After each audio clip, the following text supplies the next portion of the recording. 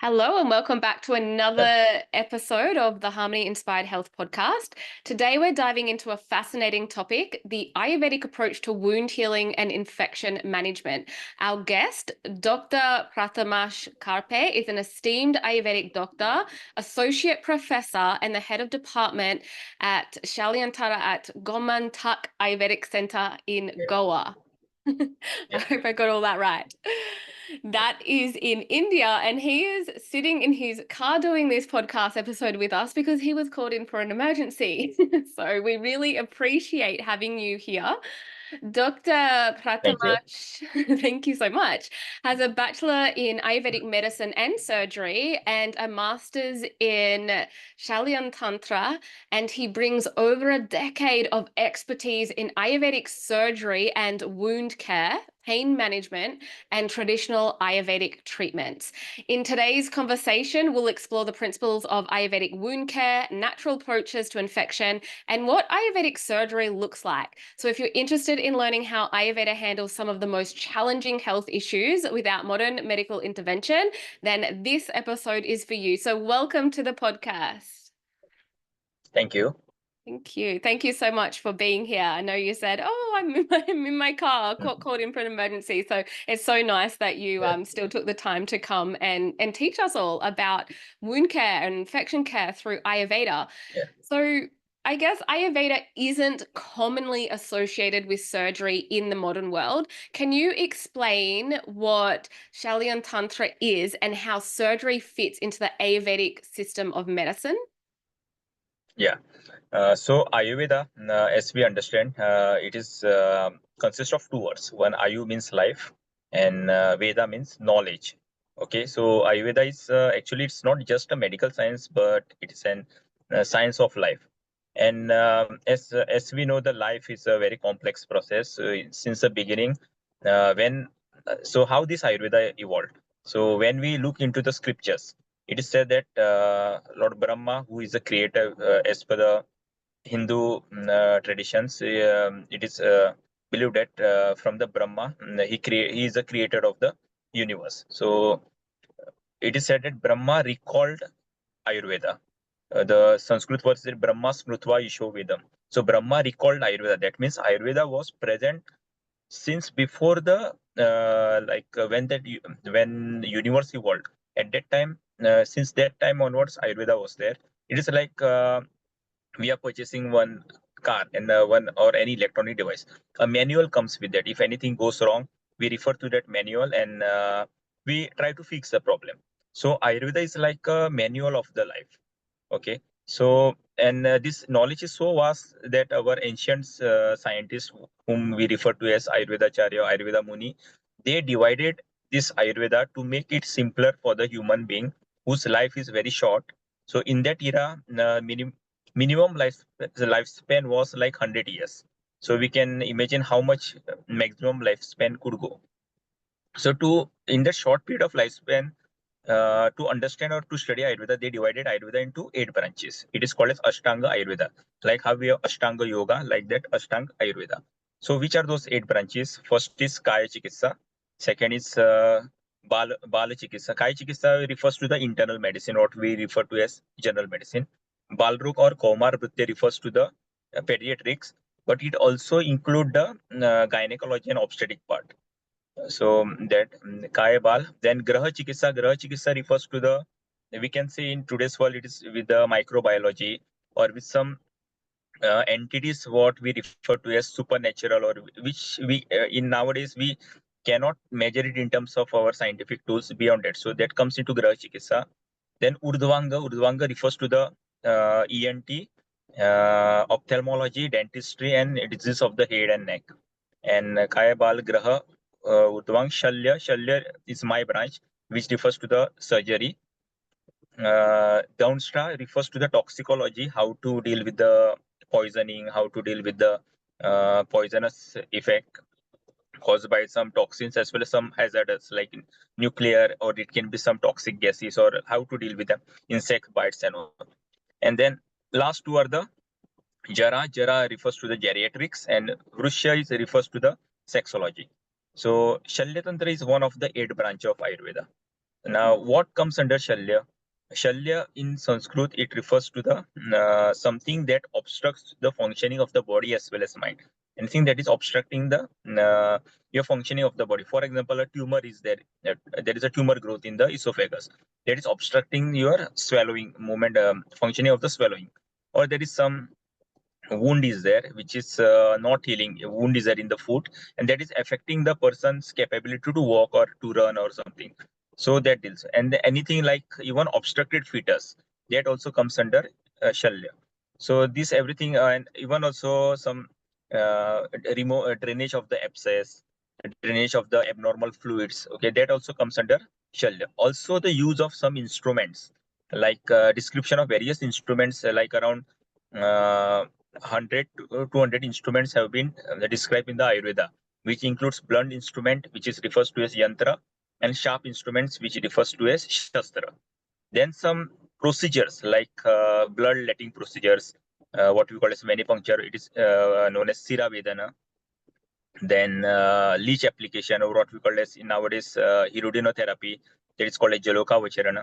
Then blood letting in the form with the help of animal horn, that is use use of vacuums or use of mud pot. Nowadays it is replaced by the cuppings. So that is also mentioned in the Ayurveda in the form of blood letting.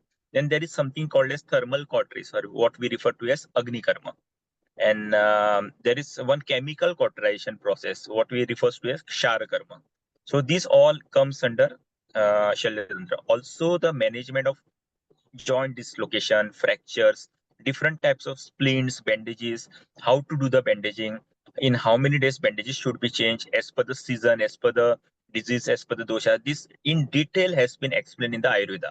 And in Shalyatantra, uh, one famous personality who is also referred to as father of surgery of or father of plastic surgery or father of ancient surgery is Acharya Sushruta. He wrote the book called as Sushruta Samhita. Now you will be surprised that maximum chapters in the Sushruta Samhita is devoted to the wound healing. So why we think that why this maximum portion has been devoted to the wound healing. Now, whenever we think about surgery, either there will be a wound will be there due to some uh, endogenous factors like abscess or this thing which has burst out and formed a wound, or there will be a fungating tumor or whatever, or there is some elective surgery is there, and surgeon is creating the wound by taking the incision. So how to deal with that wound, or patient coming after the trauma, there is a road traffic accident or some heavy casualties are there, so there is also wound is there. So how to deal with this wound? And also in ancient era, we would have studied in the history there, there is no any civilization which has not faced the war. So there was a lot of warfare injuries were there, and a lot ancient weapons, like if you refer to the Ramayana or Mahabharata, they have described the various dangerous or what we call as weapon of mass destruction like Brahmastra, Pashupatastra, like that. So that causes maximum destructions. Also, like when enemy used to march in the territory of one kingdom, and if their intelligence gives this knowledge that enemy is marching towards, so what they used to do, they used to toxicate entire path with certain toxicological substances. Now, how to diagnose, like, and every army used to recruit the Vaidya, or what you call as physician, who has the knowledge of this toxicology, and he used to inspect this path, like whether this water has been intoxicated, whether air has been intoxicated, if you're walking, marching towards the forest, if those leaves or plants have been intoxicated or not. So what we'll do if soldiers comes into contact, so there without any this thing war, you can kill them. So how to treat them if they are intoxicated, this has been also included into this social samhita. And first descriptive procedure of the reconstructive surgery, that is a use of the flap. Okay, and in reconstructive surgery, Acharya Sushruta has laid down a principle that if you are doing any reconstructive surgery, if you are taking a flap, that flap should be continuous, its blood supply should be in continuous. Yes, refer to a term called as the Anubandhina. And this has laid the basic principle in the plastic surgery. So this is like what I have described is hardly 5 to 10%. There are a lot of this thing is a lot of information regarding the surgical techniques have been mentioned in the Sushruta Samhita and other texts of Ayurveda. So this is regarding the Shalyatantra. Amazing. Thank you so much. That was such a good explanation of the 8 branches of Ayurveda. And I think a lot of people are surprised by that because when we first hear of Ayurveda, like in the West, because myself and a lot of my listeners are mostly in the West. So we think of Ayurveda as just sort of Ayurvedic nutrition or learning about the doshas. So people are very surprised to learn that it has these 8 branches, including surgery, internal medicine, toxicology, gynecology, geriatrics. Like it is a full healthcare system. And that was really interesting what you were talking about, toxicology as well, relating it to the army, because I haven't heard it explained like that to me before. So that was really, really good to hear. And also, I think the differentiation is in the West, we can study Ayurveda, and I've got a course to become an Ayurveda holistic health coach, which is an accredited certification, and Ayurvedic body therapist, which is like all the Abhyanga, Nasya, all of those type of things. We can also study and become Ayurvedic practitioners. But what you studied is actually a Bachelor of Medicine and Ayurveda. Can you explain how, like, what that is, like what your degree is when it comes to Ayurveda, because it is a complex degree, isn't it? Yes. Yes. So in India, like we have there is a high school. First there is a primary school, then high school, and then there is a pre-university, or what you call as higher secondary education, and then you go to the college. So like if you want to go into the any medical science or any engineering, you have to take the science background. So you have to, in the higher education, higher secondary education, uh, you should pursue the science stream. So we have like science, commerce, and arts. These are the 3 primary basic streams are there. So in the that higher secondary refers to as 11th grade and 12th grade. So 12th grade we have board exams, and then in that board exams, depending on the merit list, you can get selected to your dream course. Nowadays, since last 5 to 6 years, government has introduced a common eligibility test. It is called as NEET, National Eligibility Entrance Test. So that is for the medical this thing. So once you get selected to that, you can then, according to your merit list, you can select the course you want. The course that we have for the Ayurveda is refers to as BAMS, Bachelor's in Ayurveda Medicine and Surgery. Sanskrit name for this is an Ayurveda Charya. Okay, so this is a 5.5-year course, and then 5.5-year course is like first semester or first BMS is 1.5 year. That includes anatomy, that includes physiology, that is Sharir Kriya, Sharir Rachana. Then comes your Padartha Vidyan. Then comes Ayurveda Ityas. Then Ashtanga Hridayam, that is one of the Ayurvedic texts. Sutra Sthana, that is first section of that included into the first year curriculum. And then Sanskrit, basic knowledge of the Sanskrit language is there. Then after 1.5 year, there is an exam for this, for theory and Viva. Once you clear that, then you enter into the second PMS. That is also 1.5 year. That includes Rasa Shastra, that is the study of Indian alchemy, which includes medicine prepared from the mercury, the parada, gandhaka, then various preparation of various basmas, how to convert metals into medicines. That has been even some poisonous substances into medicine. That has been taught into the Rasa Shastra. Another part of that Rasa Shastra is Vaishya Kalpana, that includes preparation of various formulations, like how to prepare decoctions, kashayam, how to prepare medicated ghee, siddha ghruta, or medicated oil, siddha taila. So these are then how to prepare pills, how to what are this thing, how your pharmacy should be. There's everything is explained into this Rasa Shastra. Then you have another subject called Dravya Guna. Dravya Guna deals with basically it is a Ayurvedic pharmacology which explains how medicine acts in your body and how your body reacts to the medicine. So that is all pharmacodynamics, pharmacokinetics is explained in the Dravya Guna, and it includes the largest portion of the herbal medicines. So how to study the plants, how to identify the plants, how to select that particular herb into the particular disorders on the basis of its rasa, that is taste, virya, that is its potency, vipaka, that is a taste generated at the end of the digestion, then prabhav, special action of that drug, that has been, and gunas, various properties of that herbs or of that particular substance is being taught into dravya guna. Then comes another subject is the rog nidana, that is what we call as pathology and diagnostic medicine. Okay, it includes, now all these subjects includes Ayurveda as well as parallelly we have to study the modern medicines also. Like you are studying the Sharir Rachana, that is the anatomy, from the Sushruta Samhita, from the Ashtang Sangra, from the Charaka. There we are studying various types of asti, that is various types of bones mentioned in Ayurveda, marma, vital points, various sira, srotas. Srotas is another concept that has been not discovered in the modern anatomy. Then kala sharira, various membranes or this thing that has been not explained in modern medicine, that, and these concepts you can utilize in the treatment or diagnosis. Then so like that, parallel to that we have this thing pathology in the rog nidana. There we study how to examine urine, how to examine stools, how to examine semen, how to examine blood, all the different pathological tests that has been taught in the curriculum, along with the dosh dhatu and nadi pariksha, pulse examination along with that.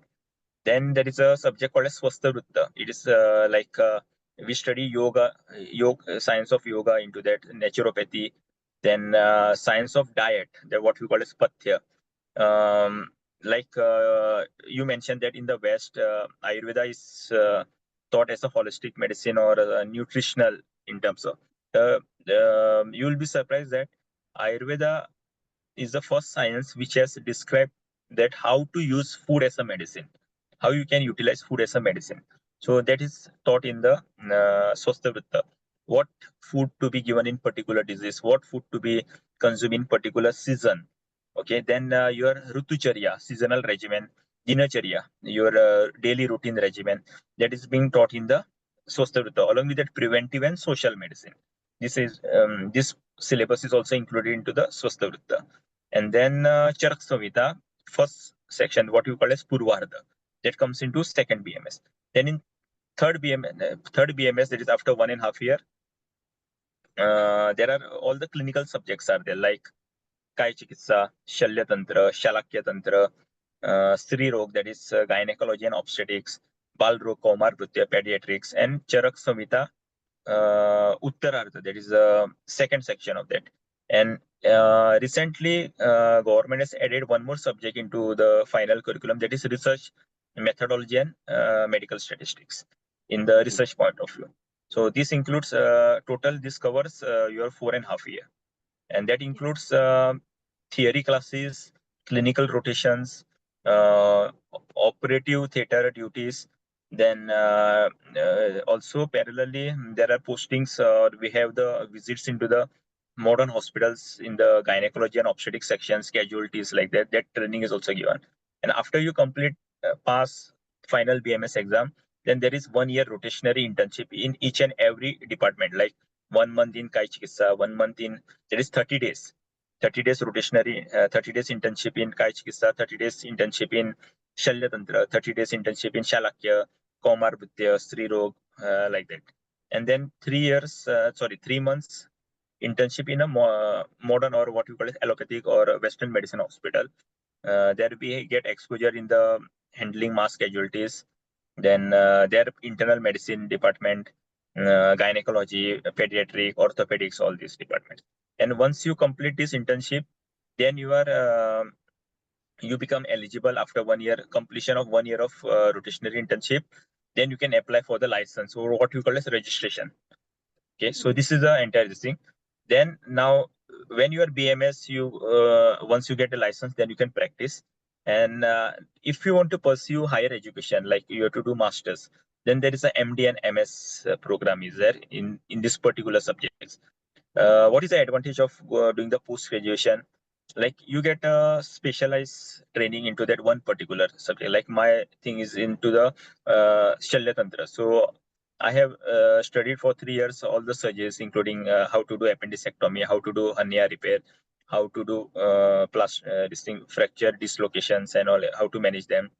Then anesthesia, then wound management. Thoroughly, we are doing all Ayurvedic aspect as well as modern or biomedicine aspect. Okay, and then second, you learn research, how to do research. So in MD and MS curriculum, we have you have to do some research work, what you call as thesis. You have to take one topic and do a an extensive 3 years research work, and that has to be presented in the final exam. Without that thesis, you are not entitled to appear for the examination. So once you complete the MD and MS, then you can start up your specialized practice. Also, you can join as a teacher. To be a teacher in a to join in a recognized institution as a teacher of the Ayurveda, you have to be either MD or MS. And Yeah. after that, even you can do higher education. That is the latest. Till now, the higher education is a PhD, which I enrolled last year for the PhD. Wow. Yeah, Wow, that's a lot of studies. So the yeah, Bachelor of like the BAMS of Ayurvedic medicine was a 5.5 yeah. years, and then three Yes. years for your master's degree, and then now a PhD. It's a lot. My master's, I did a master's in Chinese medicine acupuncture, and it was 3 years. And oh Okay. gosh, and the research, it's a lot. It is Yeah, a lot. too long. Yeah. Well done. That is so good. And you did touch on this, but I was going to ask you, when you do finish Yeah. your study, what surgery, as an Ayurvedic doctor, what surgeries can you do? You said a vasectomy. You said Uh, y- yeah. Yeah, 2 years ago, government of India has published a gazette because there was a lot of confusion. So a lot of queries were coming from different sectors that whether legally Ayurveda surgeon or ENT, Ayurveda ENT or Ayurveda general surgeon, what procedures they are entitled to. So government is came with a gadget which includes around 55 procedures, 53 or 55 procedures, which includes all this wound debridement, excision of the cyst, then removal of the excision of the tumors, appendicectomy, hernia repair. All these have been included into the even the urological procedures and all. They have been mentioned in these procedures. Um, in India or in also in Goa, most of the people they turn to the Ayurveda surgeon to avoid the surgery which has been advised by the yeah. modern medicine surgeon. So like there has been a condition where there is a non-healing ulcer in the foot, and they have been advised for the amputation. I won't claim that we can prevent all the amputation, but to certain extent, majority of the cases, till my 10 years of experience, we have prevented amputation of the foot. Okay, we have managed to heal the wound also, or we have minimized the structural damage. Like there was a this thing changes, ischemic changes was seen in other fingers. We have tried to restore the blood supply and prevented the amputation. But one that has already turned into gangrene, that was amputated. Okay, then there was certain conditions like there was repeatedly one edema was there, to drain the fluid from the there was a joint effusion, knee joint effusion, repeatedly is to drain is to patient has to go to the orthopedic surgeon to drain the fluid again and again. And with the help of some Ayurveda treatment, we identify the cause as per the principles of the Ayurveda, and that condition was prevented. Repeated draining of the fluid, all the fluid got absorbed by the body, and body means that thing got healed from inside. Many doctors in India, they have treated the cases of mucormycosis with the help of Ayurveda, where the amputation of eyeball was advised. Okay, one Vaidya is there in the Gujarat, Dr. Rajinikanth Patel. He has treated thousands of cases of the mucormycosis with the pure management with the Ayurveda. So it's like though in uh, other pathy, they have advised for the amputation. If they turn to the Ayurveda on time, we can prevent structural damage or prevent the amputation. So that is the importance of surgery in Ayurveda. Secondly, there are certain Ayurvedic procedures are there for conditions like hemorrhoids, anal fistula. called like Kshar Sutra, or this thing. That is a medicated set on which I will be describing in detail further. So people are turning for this fistula disease for the Kshar Sutra treatment to the Ayurveda surgeon. Wow, that is amazing. So just for our Yeah. listeners, you've said that there have been clients that have opted, like they've gone to their modern medicine, like their Western medicine teacher doctor, sorry, in India, and they've suggested amputation. Generally, that could probably be because they're a diabetic patient and they've had ulcers and now it's turning gangrene, their foot, which is a really necrotic. For the listeners, it's like your tissue's necrotic, so it's dead and it starts dying, and you've got to get rid of it, right? It turns into a bad infection. But and that's what happens here in the West, in Australia, is if you've got a gangrene foot, it's chopped off, it's amputated. But you're saying that there are patients that have then gone to you guys, the Ayurvedic doctors, and you've been able to treat that gangrene and the diabetic foot without it resulting in an amputation, as well as a knee fusion, so fluid in the knees where they're having to constantly go and get the fluid drained from their knees in a surgical procedure, but using Ayurvedic principles and obviously their individual constitution and working with all of that, the fluids being able to be removed from the knee, and anal fissures and all of these other things that we would straight away opt for hardcore surgery.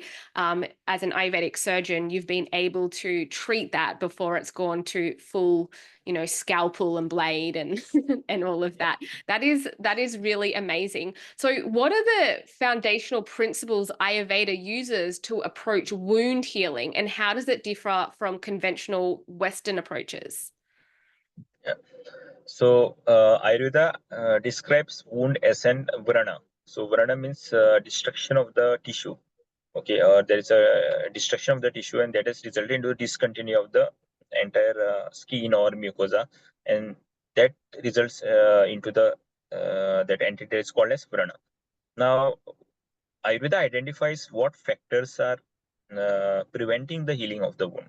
For example, there is a person who is obese, who is a diabetic, and he has developed a peripheral arterial occlusive disorder, where the arteries of the legs gets there is a deposition of fat into the internal layer of that artery, what is called tunica intima, and that process, that thing is called as atherosclerosis. This is narrowing the blood vessel, and that is causing the diminished blood supply to the distal part, and that is resulting into the wound or formation of an ulcer. Okay, and also the patient is having diabetes mellitus and is obese and all. So now what, when they go to the conventional therapy, they will say, okay, there is an infection. They will advise for regular dressing. They will give the medication to reduce the fat and all this thing, and to blood thinners, so that there is no viscosity in the blood. Like that, many treatments are. If finally the wound doesn't heal and it goes into the necrosis, then they will advise for the amputation.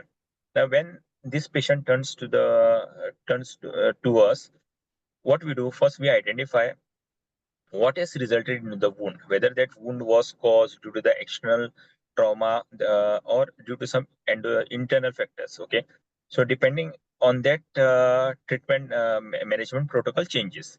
Okay, so here now we identified that there is no any trauma, and then he was on the because of the chronicity in the diabetes and all this thing, and that has resulted into the ischemic changes in the foot, and now it has turned into the ulcer. So what has happened here? The structures which are carrying blood to that particular, that is called as siras in Ayurveda. The siras, there is a deposition, there is a coating of the fat into that, what you call as atheroma, that is turned into, the condition is called as atherosclerosis. Now here we identify that now that fat is considered as Medha Dhatu in Ayurveda, and this Medha Dhatu is having close resemblance, or it is like giving shelter to the Kapha dosha. In Ayurveda, we identify the three energies, Vata, Pitta, and Kapha. So it gives Medha Dhatu gives shelter to the Kapha dosha. It's like identifying there is an increase of Kapha Dhatu, increase of Kapha dosha, and that Kapha is blocking the movement of blood. Okay, and who carries the blood? All the movements in the body is carried by the Vata dosha. So here there is like free flowing traffic is there. Suddenly there is one big this thing uh, truck or a big this thing vehicle breaks down. So that is causing obstruction. So here kapha that is causing the obstruction. Now Ayurvedic treatment protocols will be based on not just to improve the blood, just to do the blood thinning, but we will create a condition in the body which will remove that kapha obstruction caused by that kapha dosha, and that will restore the blood supply. So what are these therapies? It includes langana, that is a therapeutic fasting. There are 10 ways of therapeutic fasting have been described in Ayurveda. Then there will be a jaloka vachran, what we call as leash application or Ayurveda therapy that improves the blood supply into that area. Then various medicated enemas are there, what we call a basti chikitsa, to restore the movement of vayu, and various medications like Trifara Guguru, Gandhak Rasayana, like that, various different medications. Also, the very important is the diet factor. Now, in Ayurveda, some diet as well as some lifestyle recommendation has been advised to the person who is suffering from or who is having the non-healing ulcer. Okay, the commonest factor is that taking a daytime nap. Taking a daytime nap, it delays the wound healing. Okay, or it hampers your wound healing, increases the kapha dosha. Then consumption of poultry meat or pork meat, okay, that also increases the kapha dosha. Then consumption of some people in India, they consume yogurt every day. Okay, now this yogurt is considered as prebiotic and a probiotic and all these things. So these are its effect. In Ayurveda, this yogurt refers to the dahi. Okay, and this dahi or curd, in India we call it as curd. What are the qualities of this curd mentioned in Ayurveda? It is abhishanti. Abhishanti means which enhances or produces the excessive secretions, or which restores the moisture or restores the water. Uh, this increases the inflammation. Curd increases the inflammation, and it vitiates the pitta and blood, pitta and rakta dhatu. Now, already in non-healing wound, there is a vitiation of rakta, vitiation of kapha is there. So this curd will increase this condition. So we are telling the person to restrict the curd. Second, and then we are telling them to don't eat anything after sunset. Now, what happens when you don't eat anything after sunset? It is like you are doing a fasting for 7 to 8 hours. Okay. Now, this fasting will cause the depletion of the increased kapha dosha in the body. Okay. So this is just an example. This lifestyle regimen we advise them. Now, what to eat in Ayurveda for healing? What type of different type of diet is advised? Like consumption of whole grain rice which are at least 6 months old. Okay, now this is called a Jirna Shali. Jirna means chronic or very old thing. Okay, now what changes takes place in that rice? When you store the rice for longer time, its moisture content is reduced, and that becomes easy to digest. So when the food that you eat, it is easily digested, your and every tissue in the body will get correct nutrition. Once there is a correct nutrition, healing will be there. But finally, medicines will clear the pathways or normalize the doshas, but the bodybuilding material, now wound is there, there is a discontinuity there. For that filling of that tissue, what you will require is the food, and that food, what you call as patya ahar. Patya means to walk on the correct path. That we advise to the patients with the non-healing wound. So this is just an example how we deal with the peripheral artery disease.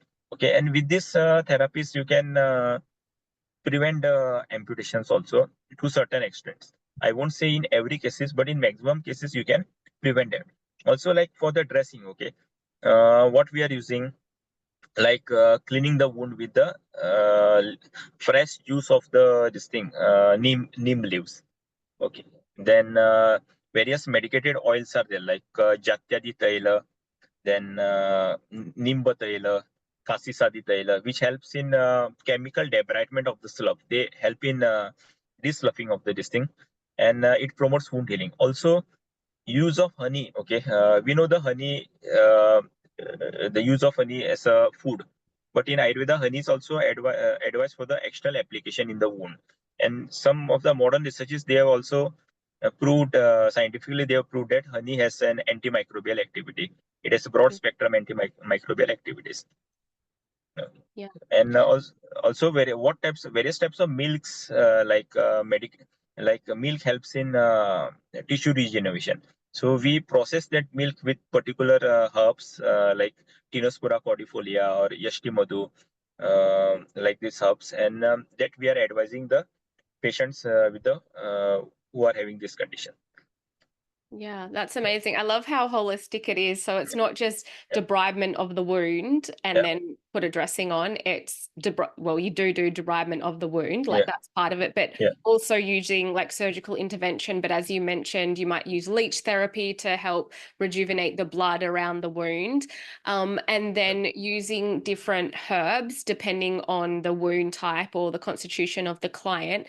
And you mentioned neem, like neem oil being a really good one yeah, to clean the wound with. I love neem oil. I have seen it work wonders on so many different skin disorders. yeah, Yeah, amazing. I know in the West here, when you talk about dressings to pop on the wounds, we a lot of the time use like zinc impregnated dressings because zinc is really important for yeah. wound healing.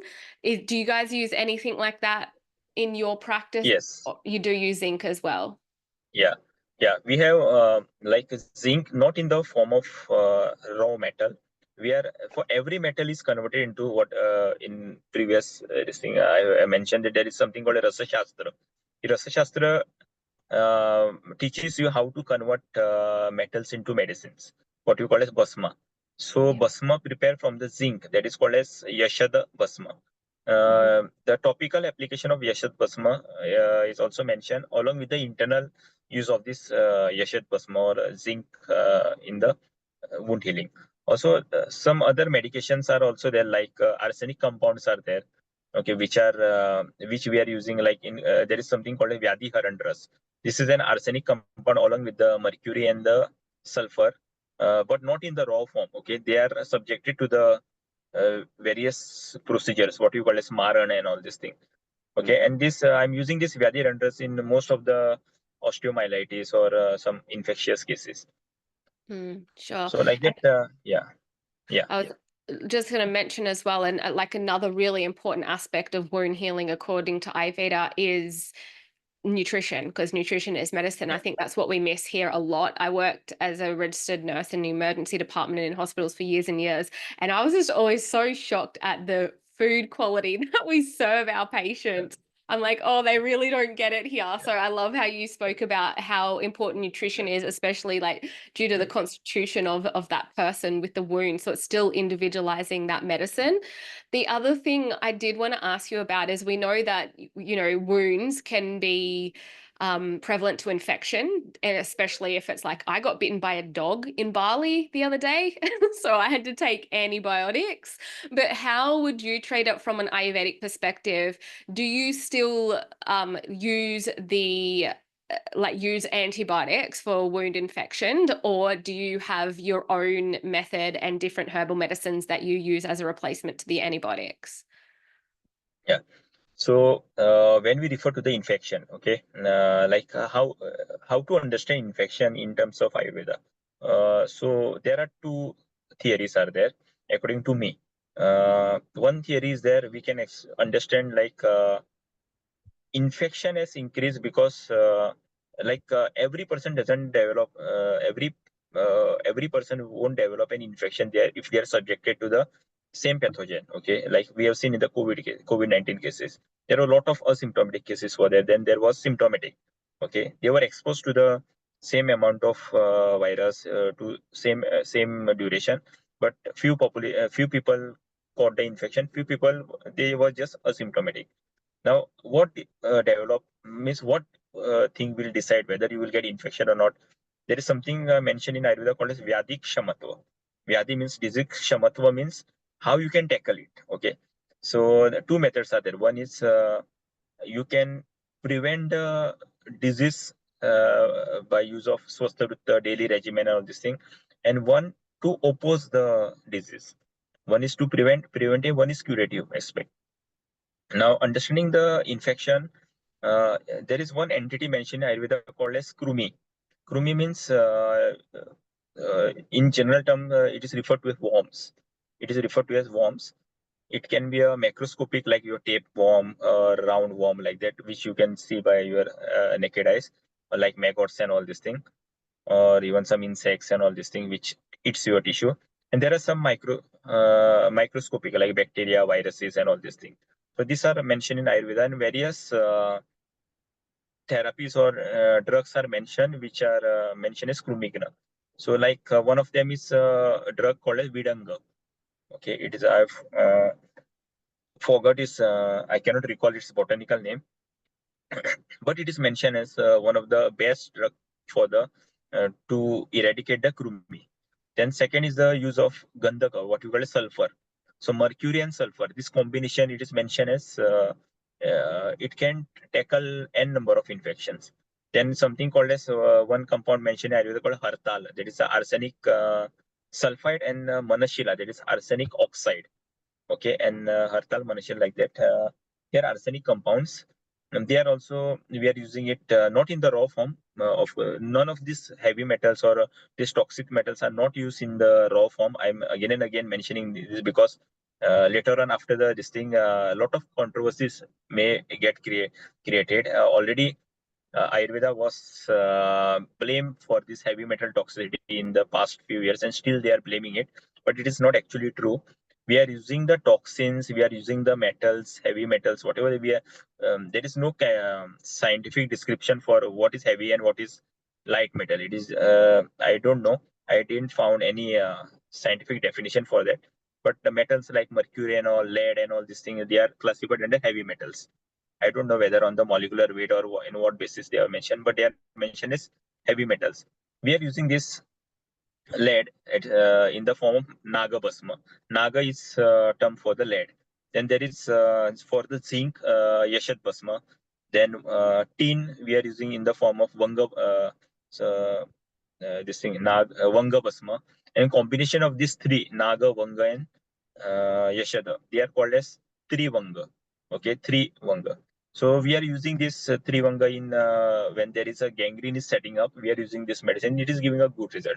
And use then again there are various other herbs are there, like Palasha, Neem, then Bhallatak. Okay, Bhallatak is a very corrosive substance, but we are using in the form of medicinal. We are converting into the non-toxic, and then we are using it. Then for the wound, as a localized therapy, there is something called as Vrana Dhupana. Vrana means ulcer, Dhupana means fumigation. So wound is exposed to the certain medicated fumes. It can be a turmeric, it can be a neem leaves, it can be a our own body hairs. Okay, so they are even mustard seeds and all. The various combinations are there. Even the dried this thing, cow dung cakes. Okay, they, if you burn them, the fumes that are created, they have this antimicrobial effect. They are also mentioned as Krumigna. Okay, they are also, they are this medicated fumes. They are mentioned as Bhutagna. Bhutagna also, Bhut means in common term they refer to a ghost or one thing that you cannot see. I interpret Bhutagna means like all these microbes, we cannot see them without microscope. So these dravyas can be used as antimicrobial substances. Then certain diet are there, dietary things like in the form of therapeutic fasting and all these things that also acts as an antimicrobial effect. So with these methods, you can prevent the sepsis. Now, one medicine that I explained in the previously, that is called a Vyadhi Haranras. Vyadhi Haranras is in Ayurveda in olden texts, like Yoga Ratnakar and all. They have mentioned this Vyadhi Haran in treating the disease called as Firanga. And Firanga is nothing but it is similar to the syphilis. Okay, and like syphilis is caused by the bacteria. I have seen the effect of this Vyadhi Haranras in the bacteria as well as some fungal infections also, and also infection which is set up into the bone, because in classical description of this Vyadhi Haranras, they have mentioned toxins spreaded up to the this thing in the bone. Okay, it can treat it. So we are seeing its good result. Then use of there is like the sepsis is there.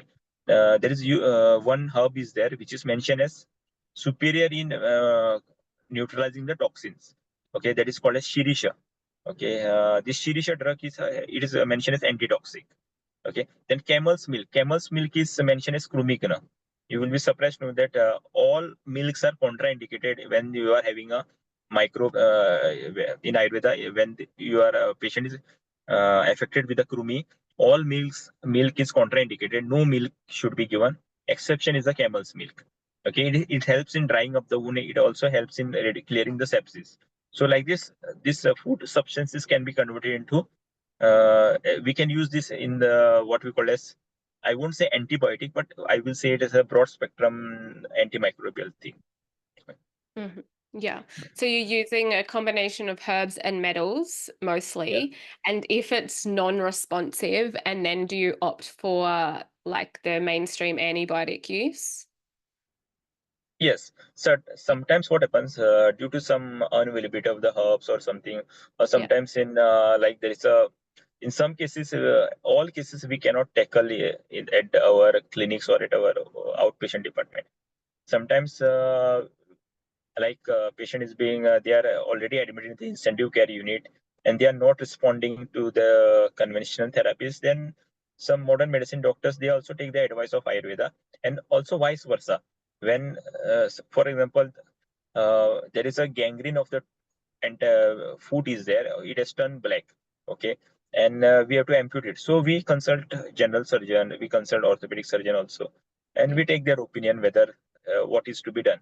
So I prefer the integrative approach in most of these critical cases. Yeah. Okay, so once it is amputated and they are giving the antimicrobial therapies, and Mhm. sometimes nowadays we are facing a big trouble with the antimicrobial therapies is the antibiotic resistance, or what we call a superbug. Mhm. So for to prevent the superbug, you have to incorporate Ayurveda therapies also. Like you subject for the therapeutic fasting, that will tackle the infection. So there is no, you don't have to use the antibiotics in long term.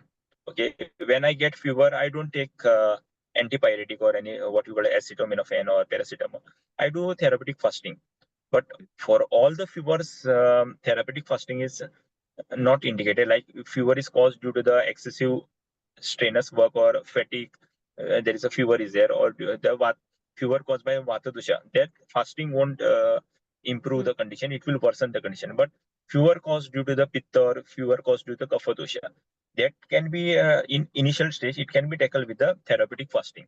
But this therapeutic fasting should be seriously, it should be done only after consulting the qualified Ayurvedic physician. Otherwise, we have seen the some of the people, they are googling the stuff, they read only one or two paragraph, and they don't see the entire they don't read the entire content. Also in Google also, you won't find 100% information of the Ayurveda in any of the websites, because still no one has uploaded the information. So it is better you consult a qualified Ayurveda physician before you do any advocate any of the therapy of by yourself, because Mhm. diagnosis on the basis of Ayurveda is very important rather than the starting before starting the treatment. Yeah, 100%. And I always say, to my clients and students, Google is full of information, but it's not full of wisdom. Like you have to go to Yes, someone who is trained and seen yes, clients and, embody the practice to actually get wisdom. And yeah, that's not Google. So yeah, yeah, I love how you guys take a really integrative approach. You're saying the orthopedic surgeons are listening to the Ayurvedic surgeons and vice versa. And I think that's wonderful. And I'd really love to bring more of that into the West. Like that's my whole aim of this podcast as well, is just to bridge the gap between Eastern and Western science and yeah, medicine, because I myself are in both, being clinical nurse in the Western medical system, being an Ayurvedic practitioner, doctor of Chinese medicine. I see both sides. So I'm really passionate about bringing it together. And I know we've spent a lot of time chatting and I really appreciate your time. I just wanted to ask you one more question in regards to pain yeah, management, because I know you specialize in pain yeah, management as well.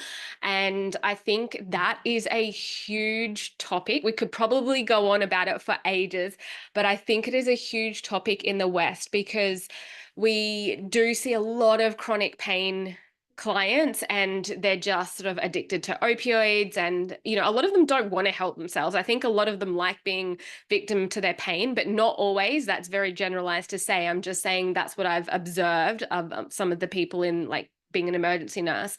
And there are some people that really want to get out of their pain and want to get out of like their reliance on pharmaceuticals.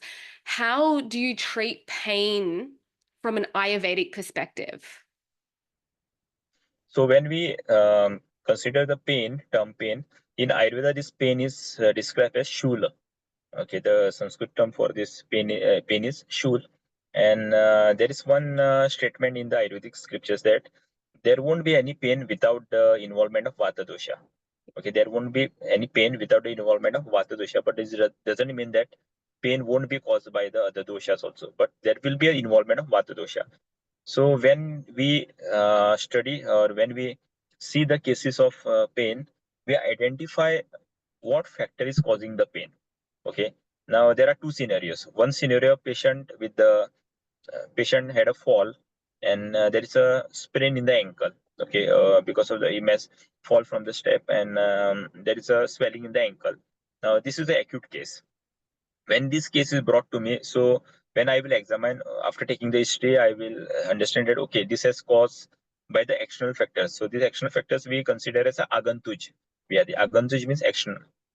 Now, management for this Agantush Vyadhi, now here what is happening? There is a Visheshan of Rakta and Vata dosha. Now, when there is a Visheshan of Rakta dosha, the immediate treatment, what will come in my mind is the Vidya karma. Vidya means, like in Chinese medicine, we have an acupuncture. So Vidya means puncture. Okay. Now, in acupuncture, what I've understood, you are selecting the specific meridians and you are pricking on that side and releasing the energy or balancing the energy. Here in Ayurveda, the needles which are using, they are not solid needles, they are hollow needles. And we expect something to come out. Okay, something, either a drop of blood or something should come out. So we are puncturing it. Now, how to do this thing? What site should be selected? You cannot puncture anywhere. Okay, like marma points are there, vital points are, you cannot puncture them. In Sushruta Savita, according to the various disorders, they were advised to take the prick on that particular part.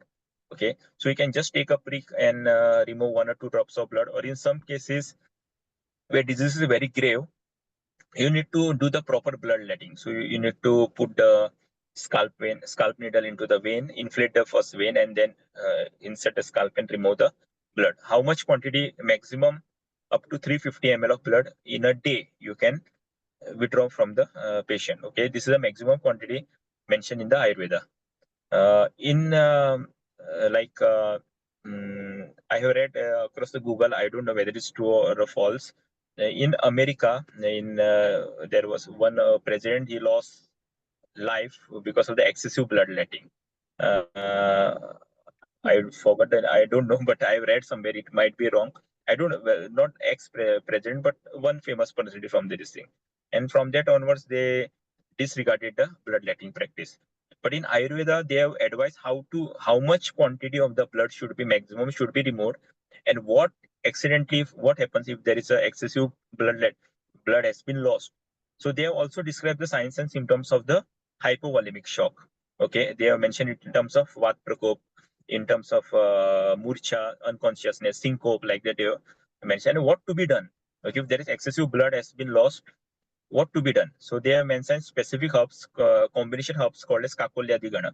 This Kakolyadigana is exclusively mentioned for the excessive blood loss. Then how to do the blood transfusion?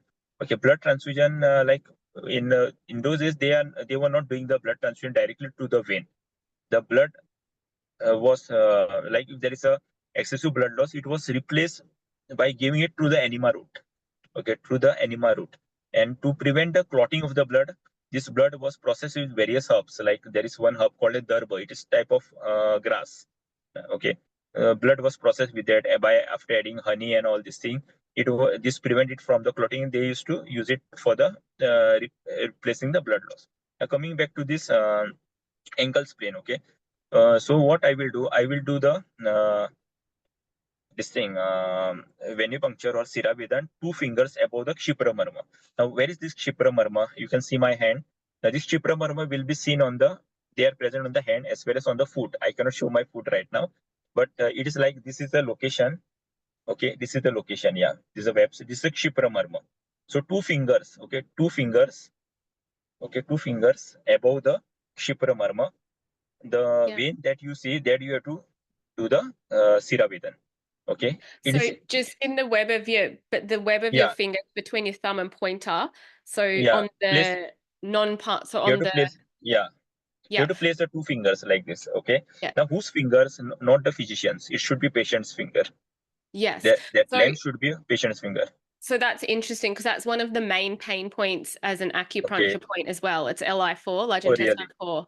So it's the exact, so you're saying that's Yeah. a mama point, an Ayurvedic mama Yeah. point you use for pain as Yeah. well. That's really Yeah. interesting. The So you Kshipra do Marma is the, bloodletting. yeah, Kshipra Marma. You shouldn't do blood. You shouldn't puncture the Kshipra Marma. It should be two fingers above. Yes, This is okay. the Kshipra Marma. Yeah. Yeah. Yeah, Yeah. acupressure point. Okay, so not Yeah. bloodletting. Yeah, that's so interesting because that is like the main sort of Yeah. pain relieving point in Yeah. So, acupuncture, so TCM. yeah. Yeah. So what I'm doing, I'm taking a 26 number needle, syringe needle, 26 number. It is half-inch needle. Okay. Yeah. Or the needle that is needles which we are using in the pediatrics. Like it is a half-inch needles. With that, I'm doing the Sira. I'm doing the Sira Vedan. Okay. And then this is done in the foot. Okay. In which condition you can do, like there is severe pain is there, and then there is a paresthesia, loss of sensation is there. Then burning sensation. Nowadays we are seeing a lot of cases called a burning feet syndrome. Okay, in that also you can do this Siravidan on that particular point. Okay, then cases of TAO, cases of PAD where there is a leg pain are there. Here you can do. Now there is a trauma is there. Trauma is there. There is a Vishesha Vata and Rakta. So you can do Siravidan on that foot as well as on the healthy foot also, and also on this stimulate the marma on the hands also. This you Hmm. can do. If there is a swelling, redness is there, you can apply leech over that particular part. And Yeah. at one particular point, if pain, severe pain is there, we do Agni Karma. Now, what is this Agni Karma? What I'm using is I'm using a gold stick, which is a length of 5 to 6 centimeter, and it is having a round tip. Okay, a round body, blunt tip is there, so that this tip it is being touched.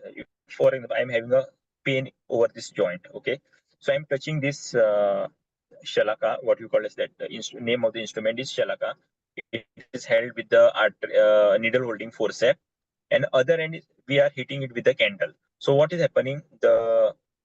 It is passing the heat slowly over that particular point. Once patient feels that heat, okay, we are removing that. So there is no burn, there is no blister, but this gives a wonderful effect in the pain, especially mostly in the pain caused due to the degenerative changes in the osteoarthritis in the knee joint, or there is a cervical spondylosis is there, there is a torticollis is there, sudden spasm is there, your neck get locked. Okay, with that you can release it. Either one, two, or maybe 3 or 4 sittings may be required. But in chronic cases of pain, yes, you can use this Agni Karma.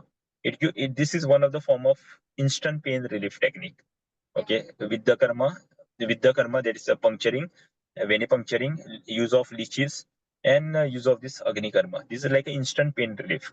Okay, I'm using this with the karma. Then a combination Agni Karma, it is mentioned in the relieving the renal colic also. If there is a ureteric colic, if there is a calculus or stone getting infected in the ureter, it is causing severe pain from back. It is radiating from loin to groin. Okay, for that also Agni Karma and this thing it gives a instant result, and it also helps in facilitating the free passage of the urine as well as free passage of the stone through the this thing obstructed stone is there. Severe case of migraine also, like headache is there. Uh, Point mentioned is the above the eyebrow, one finger above the eyebrow, in the midpoint, in the Yeah. middle of the eyebrow, one finger above. There you Hmm. have to do the Vidya Karma. Also the tail of the eyebrow. There you have Yeah. to do the Vidya Karma. It gives instant relief from the pain. Okay, Mm. just after 4 or 5 seconds, or maybe within a minute, a pain will be relieved. There is no injection of any drug or nothing is required. You have to just take a prick. Now, Mm. what I do for to take the prick on the face, I use the insulin syringe. Insulin syringe has got a very fine needle, and it leaves. You cannot see any marks on the face. If now this Vidya Karma you can also use in conditions like there is a chronic rhinitis is there is loss of smell. Okay, loss of smell. Sometimes some people they don't get any even strong smell is that they cannot sense that smell. So there Mm. with the karma is advice on the tip of these nodes, and also Mhm. on this nares. Yeah. Okay, on these 2 points, yeah. And also along with that combination of nasya therapy. Nasya therapy is the administration of medicated medicines into the nostrils, okay, and then treatment of particular doshas that can reverse the loss of sense of smell. Mostly in the COVID cases, I have done in this where there was anosmia, loss of smell was there with the Vidyakarma and Nasya and some internal medications. Patient have experienced the sense of smell. So this is Amazing. the use of pain relieving techniques. Then now this is the instant pain relieving techniques. Now what to do with the chronic one? Okay, now there is a degenerative changes you can advise for the now this is purely Visheshana Vata dosha. So there you can advise the oleation therapy, what we call as Snehana. Then use of Basti, medicated oil enema, decoction enema. Okay, that you can use. Now, pain is caused due to the first thing we have covered with the traumatic inflammation, then chronic degenerative conditions. Now, there is something called as autoimmune conditions like rheumatoid arthritis is there, ankylosing spondylosis is there, which is causing the severe pain. There is a fibromyalgia. It is not autoimmune, but later on it might get converted into autoimmune thing. Fibromyalgia is there. Now here you can use the concept of toxicology. Okay, there is something called as Garavisha. What is Garavisha? It is like a slow potent toxins created in the body by its own. Okay, you don't have to consume toxic substances. Two combination of in Ayurveda there is something mentioned is a Viruddha Ahara. Viruddha means opposite. Now when two non-toxic things are combined together and they are consumed, okay, they will create a toxic effect. Commonest example is combining the milk with any sour substances. Like you are adding lemon to it, you are using tamarind, you are using some sour pickles to it. Okay, there is this is one combination. Then milk along with the fruits, smoothies. Okay, nowadays smoothies, milkshakes you are consuming, that will create a viruddha. Then milk with salt. Okay, for example, you are consuming a in India, there is a practice. You are having a milk tea along with the Indian bread, what we call as roti or chapati. There you are adding a flour to the milk. So daily you are consuming this. Now that salt is very in very little quantity, but you are consuming it on the daily basis. So it is creating a toxic effect in the body, and that is creating a entity in the body called as Garavisha, and this Garavisha is responsible for causing all these autoimmune inflammations. Okay, this is one possibility. Then there is something called as like one is having a chronic indigestion. Chronic indigestion is there, and that is leading to the conditions. Then we refer to this Amavisha. Ama means undigested food, and that is creating a toxic effect. Okay. A patient coming with a rheumatoid arthritis. Now, when they are coming with a rheumatoid arthritis, I won't give any medicine to relieve the pain. I will give the medicine to neutralize these toxins. Okay, there you can use the principles of Agata Tantra. Agata Tantra is a study of toxicology. Okay, so we are using medicines called as Vilvadi Gulika. We are using medicines called as Shirisha. We are using medicines called as Dushi Vishari Gulika. Like that, various medicine, use of Nimba and all this to neutralize the toxins. Then medicated ghees, medicated gruta that can be used. Then panchakarma procedures like purificatory procedures, what you call as, or detoxification, like induced emesis, what you call a vamana, virechana, induced purgation, use of medicated enemas like that. This can be used. Then use of gold. Okay, now gold is used in the form of suvarna basma. And recent research studies have shown that gold has got immunomodulatory properties. Okay, so this we are using various medicines containing this gold plasma. There is Suvarna Bhupati Ras is there. Then various other formulations are there which are having this gold plasma that can be used as an immunomodulatory. And there is then after these toxins are eradicated from the body, they are thrown out of the body. Then you have to use another branch called as Rasayana. Rasayana is nothing but a regeneration therapy. Okay, so that can be used here. Amazing. So Thank you. with this you can take, yeah, and also the opioid this thing what we call as de-addiction. This de-addiction can be also done in terms of this Dushi Visha treatment or uses of the Agata Tantra. Yeah, amazing. Yeah, Thank you so much. Yeah, as we can see, like Ayurveda is such a like a complex science compared to just like having one yeah, type of pain medication and off you yeah, go. yeah, So just breaking it down for our listeners, we spoke about the acute and chronic pain. And really the acute pain, you were talking about using mama puncture, mama points to stimulate that energetic yeah, effect to release the pain, which is exactly the same as yeah, acupuncture. And even the points that you were talking about, which in like acupuncture terms, Li4 and liver 3, like they're called the four gates, which release pain. And that's the webbing between the thumb and the pointer, and also the big yeah, toe and the other toe. And you talked about the like for headache pain, one yeah, finger breath above the eyebrow, which is gallbladder 14. And acupuncture does exactly the yeah, same thing. Li20, which yeah, is along the nasi here of the nose to relieve nasal congestion and pain. So it's like that crossover is really awesome to hear that yeah, how yeah, we use mama points and acupuncture points in a similar way. And then chronic pain, you were talking about really looking at the root cause, obviously, like with the autoimmune system, the diet, because that can be a huge factor, and the individual constitution of the client, and then having different herbs to support their individual constitution and their pain. And one of the other therapies was like panchakarma, which is a really deep detoxification yeah, process in Ayurveda, and then rasayana, which is the rejuvenation therapy. Is that sort of, have I rounded it up? Okay, for the listeners, if I'm yeah, breaking it down and putting it yeah, in a very broad spectrum, is that how yeah, you would explain it? Did I miss yeah. anything?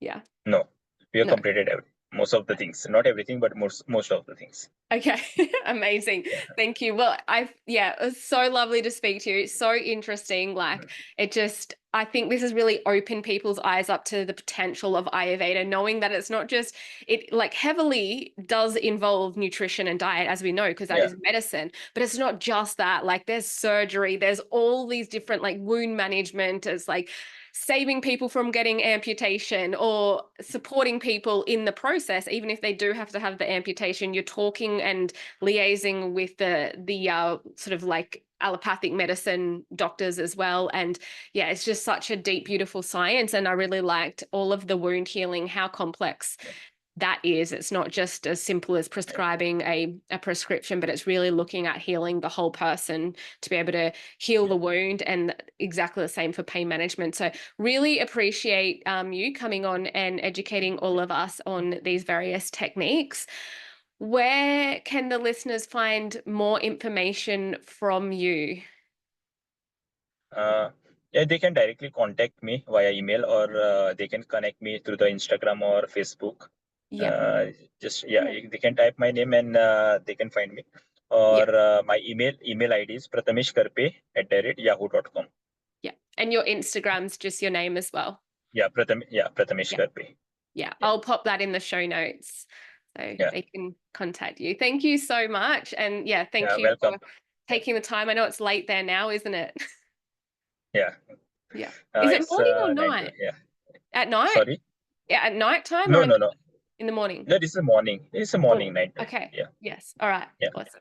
Okay. yeah, Thank you so much. Have a wonderful yeah, day. yeah. Thank you. You too. Yeah.